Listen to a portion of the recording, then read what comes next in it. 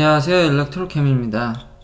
오늘도 이런저런 이야기들을 해볼까 합니다. 첫 번째로 저한테 이제 와닿는 이야기가, 지금 앱을 보면은 모델 Y에 업데이트가 하나 떠 있는데 그게 2021 34 버전인가 그렇습니다. 지금 이게 배포되고 있는데 그 버전에 뭐가 들어있냐면은 이제 차 안에서 딴짓 하다가는 오토파일럿이 해제된다라든지 좀 힘들 것 같습니다. 그러니까 좀 무서운 얘기도 하지만 여튼 그 감시하는 그 자료가 뭐 유출되진 않고 차에 남는다고 하니까 그래도 이제는 차 안에서 좀 감시를 당하는 모델 3나 모델 Y는 안에 카메라가 이렇게 그 미러 위에 살짝 조그맣게 있는데 이제 그걸로 감시를 해서 그 사람을 이제 촬영하는 게 아니라 이제 이걸 판단하는 모델이 있어서 딴짓을 하는지 안 하는지에 대한 이제 수치적인 데이터를 보여주거든요.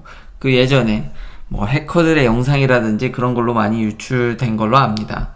이제 그걸 보고 판단해서 좀 딴짓을 한다라든지 이러면은 바로 즉각 이제 경고를 내리는 거죠. 그러니까 좀 드라이버 모니터링 시스템이 더 좋아졌다고 이야기할 수 있겠습니다. 지금 이게 레이더가 탑재된, 그쵸, 지금 제가 갖고 있는 모델 3랑 모델 Y죠.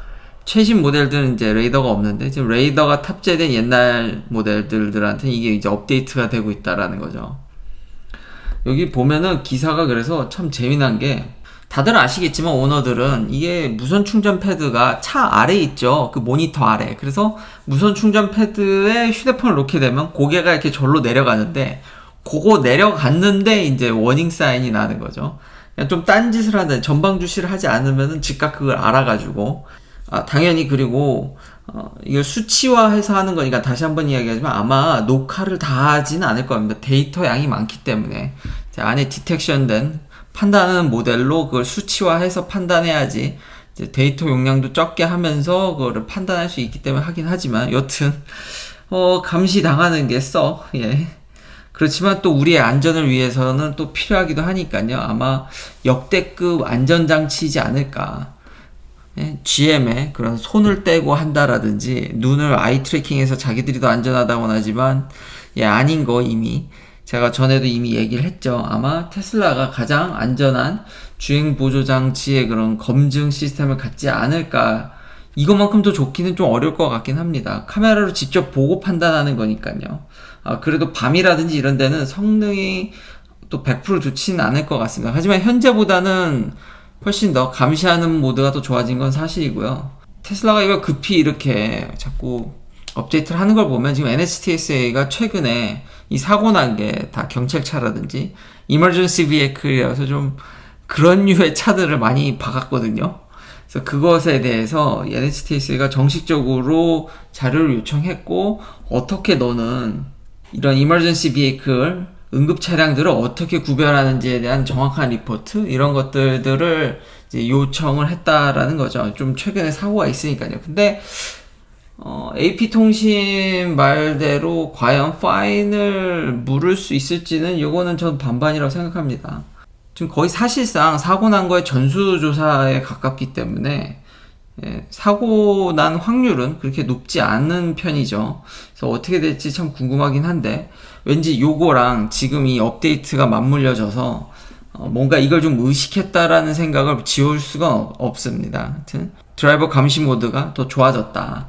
그래서 이제는 빨간불인데도 고개를 내리시면 오토파일럿이 경고를 준다라든지 훨씬 더 감시 모드가 좋아져서 앞으로는 이런 사고가 더 줄을 확률은 확실히 올라간 것 같습니다. 요 사고 조사에 대해서도 계속 업데이트를 하겠고요. 그뿐만 아니라 계속해서 일론 머스크가 FSD 베타 10에 대해서 언급을 하는데, 이 요세미티가 미국의 아주 큰 정말 서부 쪽에 국립공원인데 여기 길이 진짜 꼬불탕꼬불탕한데 이걸 잘 해서 놀랍다 그러니까 베타 10은 더 나아질 거라고 얘기를 하니까요. 이번에 제발 9월달 중에 아무 때나 4주 뒤에 아니더라도 이제 퍼블릭으로 좀 오픈돼서 많은 사람들한테 좀 검증을 받았으면 좋겠습니다. 자, 이제 경쟁자 소식으로는요, 드디어 리비안 RNT가 이제는 나올 뚱 말뚱 하는 것 같습니다. 지금 모터 트렌드한테 차가 풀렸고요. 이제 일부 이런 유명 저널들한테 시승차가 풀렸습니다. 그래서 이런 후기들이 나오고 있는데요. 인상 깊었던 거는 꽤 의외로 잘 만들어졌고 안에 재미나게 제가 그 전에 이렇게 소소하게 업데이트한 이야기들, 타이어 프레셔, 그러니까 에어 컴프레셔가 내장돼 있어서 타이어 컴프레셔를 이제 바꿀 수 있다라는 점, 이제 오프로드를 위해서 이제 좀 타이어 프레셔가 낮게 바람을 뺐다가 다시 내장돼 있는 에어 컴프레셔로 찔러서 이제 바람을 더 넣는 거죠. 이런 장치라든지 당연히 가속성은 뭐 이런 것들 월등하고요. 장난 아니고 지금 일부 공개된 내용을 봤는데 괜찮게 만든 것 같긴 합니다. 그러나 지금 아직 주행거리나 이런 것들의 세세한 상황에 대해서 성능은 뭐 100까지 가속하는데 한 3초대 어마무시한 뭐 그런 것들은 나오는데 좀 더 디테일한 게 나오면은 업데이트를 하도록 하겠습니다만 지금 문제가 되는 거는 인터페이스나 인포테인먼트 시스템이 별로 그렇게 좋진 않은 것 같습니다. 소프트웨어적인 면들이 많이 부족하다, 쓰기 좀 불편하다, 그런 면들과 아직 주행 보조 장치에 대한 이야기가 없어서 가격적인 면이나 주행거리면 성능 그리고 오프로드나 이런 것들은 전반적으로 잘 만든 것 같긴 한데 주행 보조 같은 정보가 나오지 않아서, 그리고 그게 좀 부족해 보이는 것 같아서 벌써 조짐이 인포테인먼트 시스템이나 이런 게 별로 평이 지금 좋진 않아서 그런 게 확실히 테슬라 대비해서는 약점인 것 같습니다. 그래도 선전을 기원하고요. 이 차가 잘 되면 4680이 나오면 더 좋겠지만 지금 이건 2170으로 만든 차거든요. 그러니까 2170으로도 트럭이 어느 정도 이게 성공할 수 있다라는 가능성을 보여준다면은 좀 의미가 있다고 생각이 되고, 얘가 좀 흥행을 해야지 사이버 트럭이 빨리 나오지 않을까, 뭐 그런 생각도 듭니다. 그러니까 다들 어쨌든 아직은 전기차는 확장을 해야 되는 국면이고, 그래서 저는 대부분의 전기차들을 응원합니다. 근데 이제 잘못된 전기차들을 별로 응원을 하지 않는 거죠. 자, 리비안뿐만 아니라 지금 경쟁자 소식들을 좀 볼까 하는데요. 지금 포드 마기의 8월달 판매량을 보면서 지금 굉장히 놀랄만한 이야기들이 많은데, 무슨 이야기냐면 이제 8월달 보니까 포드 마기가 미국에서 거의 이게 판매량이 거의 뭐 1월달 이렇게 초기 출시된 거 저 1월달을 제외하면은 거의 최하를 기록했습니다.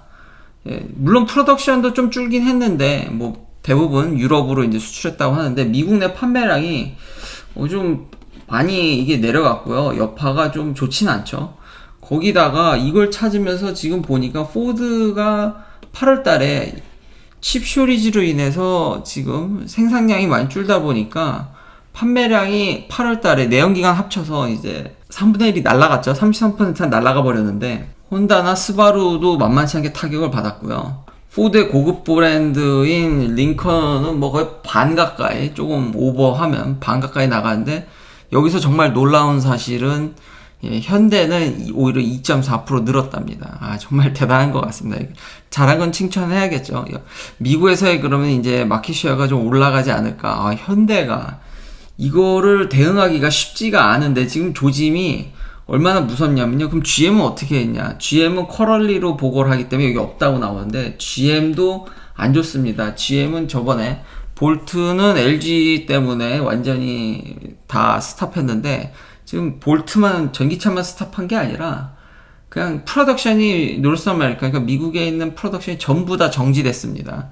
칩 쇼리지로 인해서 완전히 정지돼가지고 이거 마기를 보면서 어떤 경쟁차, 특히 전기차에 대한 소식들을 제가 주로 다루다 보니까 그런 걸 얘기하려고 딱 찾아봤더니 이거 생각보다 어제 갈수면 갈수록 제가 어제 얘기한 것보다 훨씬 심하더라고요. 이게 날이 가면 갈수록 정말 심해져서 GM도 뭐 이거는 뭐 쿼럴리 보고한다고 하지만 안 봐도 비디오죠. 이거 거의 뭐 박살났습니다. 거의 지금 가동을 안 하기 때문에 이 와중에 현대가 늘었다라는 거 정말 대단하지만 지금 별로 좋지 않고, 토요타도 감산에 들어가기 때문에 이번엔 선방했지만 9월달은 어제 그런 블룸버그 기사를 제가 처음으로 소개하면서 지금 얘도 그다지 좋아 보이진 않습니다. 아니 그러면 이거 왜 이렇게 심각한 건가? 제가 맥킨지 보고서는 이렇게 더 찾아봤습니다. 아니 맨날 이게 금방 끝날 것 같고 생각보다 심하네. 좀 심하네. 그런데 이제는 진짜 심각합니다. 정말로 심각합니다. 아니 왜 이 지경이 되도록 이걸 이 많은 똑똑하신 분들과 이 산업계가 이걸 대처를 못했나.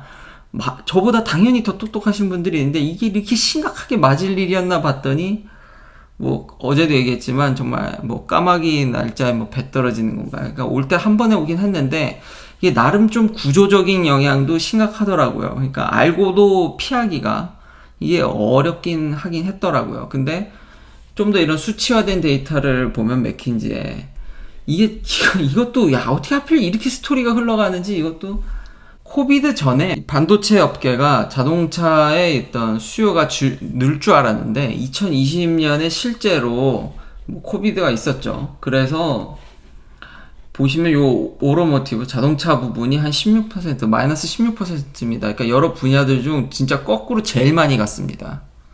그러니까 반도체 업계에서는 이게 생산량 줄이자 이랬는데 이제 제대로 맞은 거죠. 그 외 분야들은 다 늘었거든요. 근데 자동차 부분만 완전히 폭탄을 맞아서 당연히 자연스럽게 이렇게 내려갔는데, 그러니까 안 그래도 됐는데 그거 그냥 했었어도 계속 생산하셨어도 지금 힘들 텐데 이런 것까지 엎친 데 덮친 격이죠.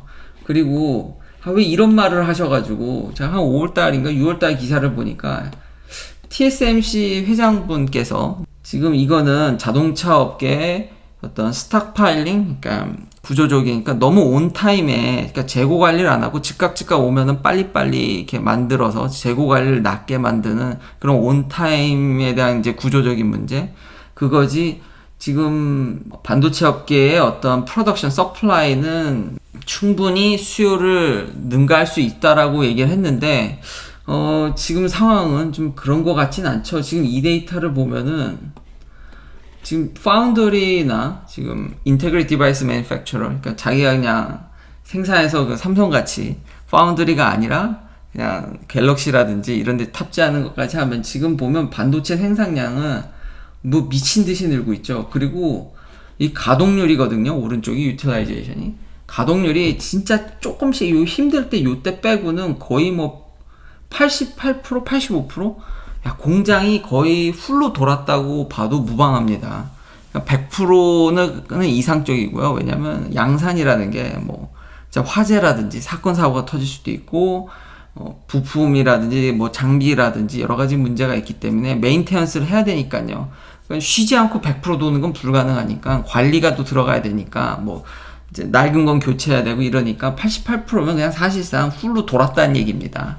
거의 그 수준으로 지금 여기를 이렇게 놀고 하고 있는데 그냥 수요도 어마무시한 것 같고요. 이러니 반도체 업계가 계속 이렇게 호황 얘기가 나오는 게 이것만 보더라도 과연 자동차 업계 그런 온타임도 문제가 있었겠지만 이런 수요, 구조적 문제와 수요까지, 그러니까 이게 정말 거의 늪에 빠진 것 같은 느낌이 듭니다. 지금 상황을 보니까. 근데 그 와중에 다시 돌아와서 현대가 이걸 2.4% 늘렸다라는 게 진짜 이거 여러 번 칭찬해도 이걸 어떻게 피해갔지라는 생각이 들더라고요. 참 대단하고, 그리고 여기서 보면 이런 노드에 관한 거, 그러니까 자동차용 반도체 스펙은 좀 다릅니다.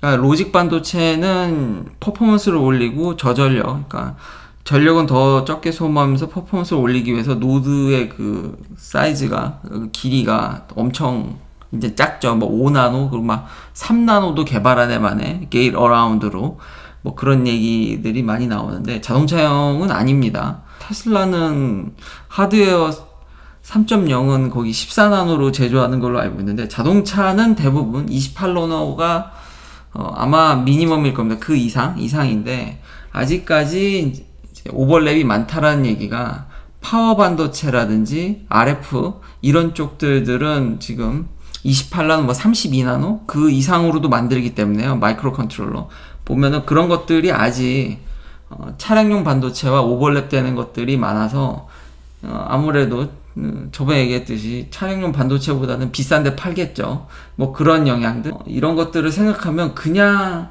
구조적 플러스 수요가 수요가 그냥 어마무시한 것 같은데 좀 더 디테일하게 찾아보니까 이런 문제가 있었고 그리고 스펙적인 면, 그러니까 릴라이빌리티를 더 중요시한다 이런 걸 더 찾아보니까 노드 사이즈보다는 기존 내연기관 회사들은 얼마나 이걸 안정적으로 그리고 수율이라든지 이런 것들을 더 원하면서 온타임을 지금까지 했으니 이게 좀 말이 안 되는 걸 요구했던 것 같긴 한데 테슬라는 지금 14나노의 인풋 좀 더 진보된, 그러니까 이런 차량용 반도체가 아닌 좀 더 진보된 걸 좀 쓰니까 그걸 좀 더 덜 맞지 않았나라는 생각도 들고요. 그러니까 좀 기존 내연기관 회사들과 칩이 좀 다른 면과 좀 테슬라는 좀 독특하다, 그런 것들도 한몫한 것 같습니다. 여튼 이런 반도체, 그러니까 차량용 반도체 스펙은 노드랑은 그래도 테슬라를 제외하고라도 좀 스펙이, 안전성 및 수율이라든지 전혀 이건 다른 게임이다. 아마 반도체 업계도 그래서 이걸 좀 빨리빨리 대응하기가 쉽지는 않을 것 같습니다. 그러니까 여러모로 진짜 베베 꼬였다. 그 와중에 현대의 2.4%. 이게 진짜 다시 봐도 진짜 대단하다. 그리고 이거는 쉽사리 해결이 안 될 것 같으면서 제가 그래서 이 중고차 가격을 봤는데, 이제 전에 얘기했듯이 좀 이게 소강 상태로 가는 게 아니냐, 그런 생각이 들었는데요. 그거 아마 아닐 것 같습니다. 다시 중고차 가격이 미친 듯이 치솟을 것 같습니다. 지금 GM은 완전히 셧다운 됐고, 포드는 33%나 이미 다운됐고, 토요타도 다음 달에 40%를 결국은 생산을 덜 하게 되면은, 이게 연말에 이제 판매량이 이제 크리스마스 시즌에, 땡스기빙 시즌 때 수요나 이런 소비가 폭발할 텐데, 그때 이렇게 차를 못 만들면은 중고차 가격이 다시 한번 천정부지로 솟지 않을까. 이건 충분히 어느 정도는 예상이 가능한 시나리오인 것 같습니다. 그래서 제가 계속 이렇게 모델 3를 타도 연말에 가격을 높게 받을 수도, 왜냐면 모델 S가 지금 언제 나올지 모르거든요, 지금 언제 나올지 모르니까 그것도 있기 때문에 제가 그냥 타이어를 가른 건데, 어떻게 가격이 측정될지 참 궁금합니다. 지금 시장이 다시 한번 미쳐 돌아가지 않을까라는 게 정말 그렇게 예상이 되고요. 마지막으로 정말 걱정해 주신 분들, 이제 허리케인이 와서 정말 큰일 났거든요. 근데 저는 그렇게 큰 피해를 입지는 않았습니다. 뭐 딱히 그런 피해를 입지는 않았는데, 정말 비는 많이 오더라고요. 정말 비가 많이 와서 진짜 물에 잠기는 그런 것들을 돌아다니다 보니 많이 봤는데, 좀 피해가 다른 분들은 있어서 좀 빨리 이런 것들이 복구됐으면 좋겠고, 이런 피해를 입으신 분들에게는 정말 안타깝고, 빨리 이런 안 좋은 것들로부터 좀 해결을 빨리 되었으면 좋겠습니다. 동부에 지금 이게 강타를 해서, 근데 이 채널은 또 투자나 이런 것도 관심 있으신 분들이 많으니까요. 이러면서 즉각 제가 생각한 게 뭐냐면, 기름값입니다. 기름값이 또 뛰나? 근데 이제 저는 전기차를 몰다 보니까 이런 거에 관심이 덜 했는데, 그때 한번 태풍 한번 오고는 기름값이 정말 폭등했고, 제가 어렸을 때 카트리나 왔을 때 정말 장난 아니었거든요. 그렇지만 그렇게 기름값이 오르긴 할 텐데 그렇게 많이 오르지는 않을 거라는 이야기가 또 중론이긴 합니다만, 지금 앞서 얘기했듯이 지금 반도체 쇼리지도 지금 전혀 딴판으로 가는데 이것도 어떻게 될지. 그렇지만 아직까지는 별로 그렇게 오른 것 같지는 않습니다. 저도 가끔 그래도 전기차를 몰지만 주유소에 그리고 슈퍼차저가 주유소랑 같이 있는데도 몇 개 있거든요. 가끔 보는데 그렇게 오른 것 같지는 않습니다. 진짜 살짝 오른 것 같긴 합니다. 그래도 아무쪼록 모두 이런 수해 피해에서 빨리 복구되셨으면 좋겠습니다. 긴 영상 시청해주셔서 감사합니다. 내일도 테슬라 관련 이야기들로 찾아뵙겠습니다.